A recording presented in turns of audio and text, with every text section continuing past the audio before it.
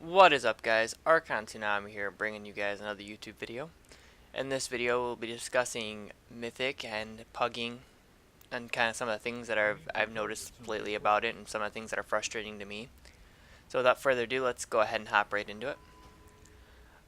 Basically, I made this video because I was trying to get a mythic Talic group together so I could just get my weapon from him. And I found that, there were some groups like throughout the weeks that were willing to stay together, and then there were other groups that just immediately fall apart after one pull. To me, this doesn't make any sense. I mean, if you have the mentality that you're gonna kill the boss first pull, otherwise you're just leaving, then you're wasting everybody's time, including your own. It's just as simple as that. There's no way around it. I mean, when you think about it, the guilds that go for world first, if they had that mentality, they would never get world first. I mean, in a pug group, it's a group of random people who have no idea how everyone else plays around them. So they're kind of trying to, play around people. At the same time, like for Talic, there's a mechanic that has rings go out around certain DPS, and they have to basically keep people out of those rings while also spreading for it to where other rings don't overlap. And then the tanks have a thing called Enlarged Heart, where basically it's like a bomb that gets on them and then they just explode for a lot of damage that's shared amongst all the people who are stacking on them that don't have the rings.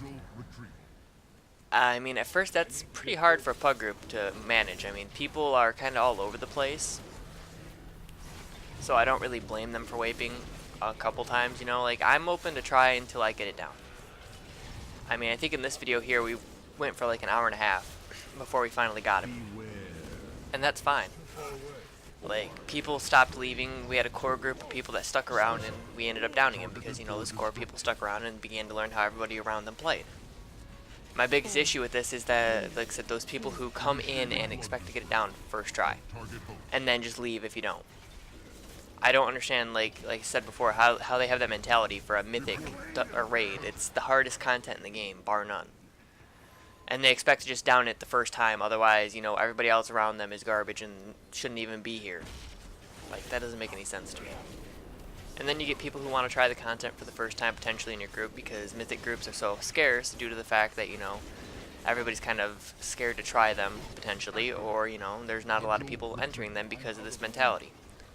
So they get into a group one time, a bunch of people leave, and it pretty much scars them on the experience because they don't feel like sitting around for another half hour, 45 minutes looking for people to join their group. You can't get anything done if you're not willing to put in the time. Simple as that. I know this video sounds ranty, and it probably is, but at the same time, this is just my frustration with it. I just wanted to, make a YouTube video about it. Maybe some of you out there agree with me. I know there will be some people who disagree with me, and that's fine too.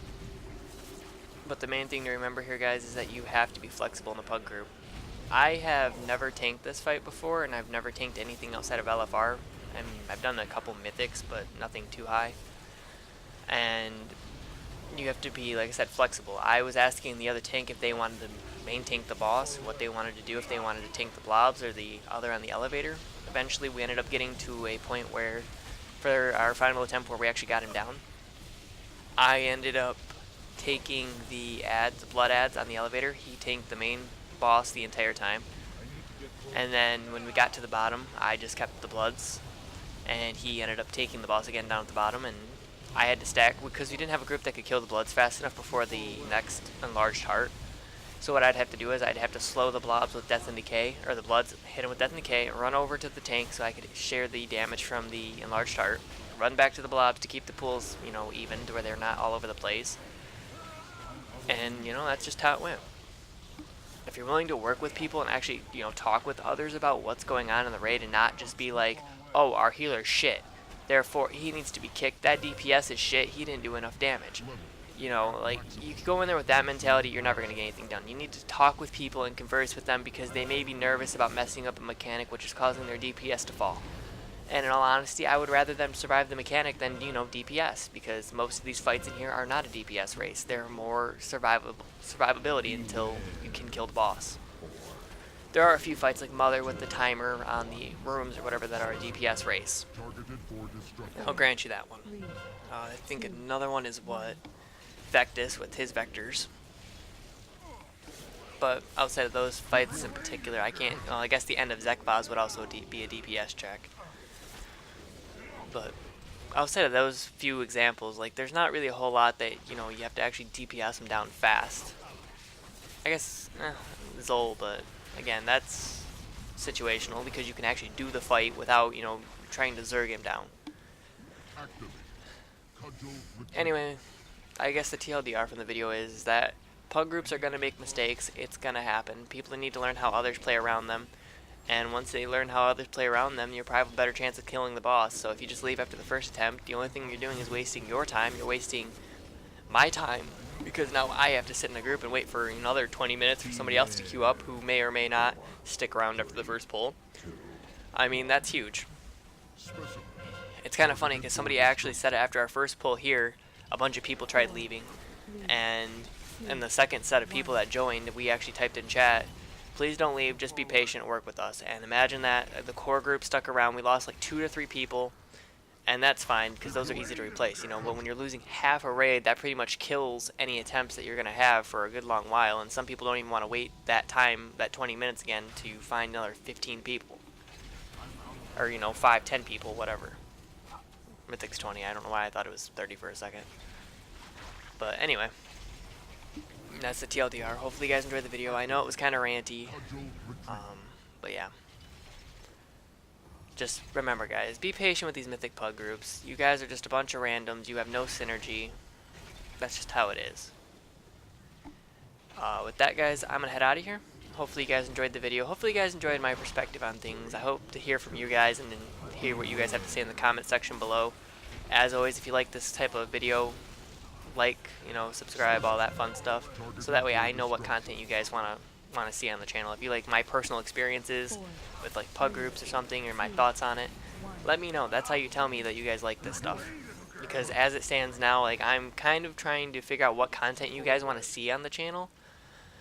I'm thinking about uploading speedruns directly from Twitch over to the YouTube as well, once I start getting back into that. I'm thinking about doing a Spyro 100% run at some point. Yu-Gi-Oh! Forbidden Memories I want to upload, but it's 12 hours. Let me know down below if that sounds any good, because I managed to beat it in 12 hours and 50 seconds when I said I was only going to go 12. That's kind of funny. But yeah. Thanks for watching, guys. Definitely appreciate it. Talk to you guys later. See you on the Twitch channel. Later. Well, guys, it's officially later. About 3 seconds later to be exact. Sorry about that. I decided to cut the video down to 10 minutes because that's how long it took us to actually complete the fight for the most part.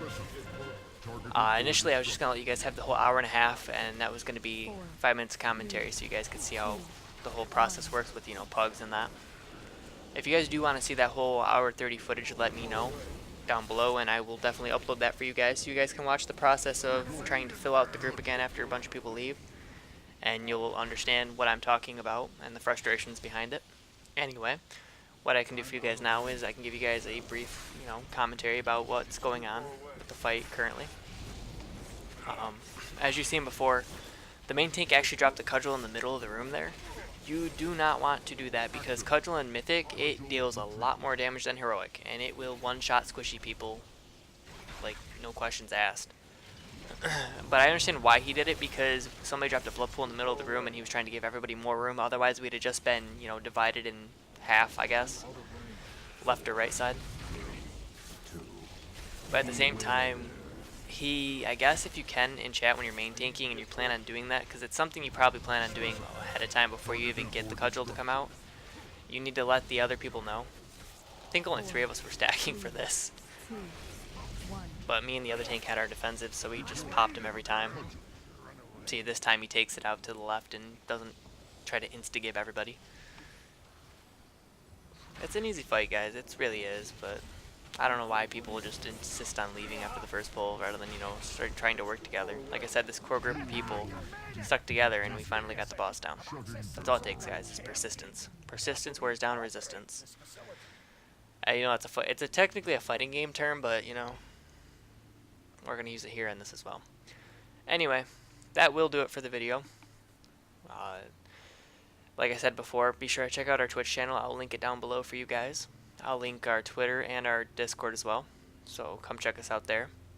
Hopefully you guys enjoyed. Like I said, let me know what you guys want to see content-wise on the channel. If you're interested in speedruns, I can put those up.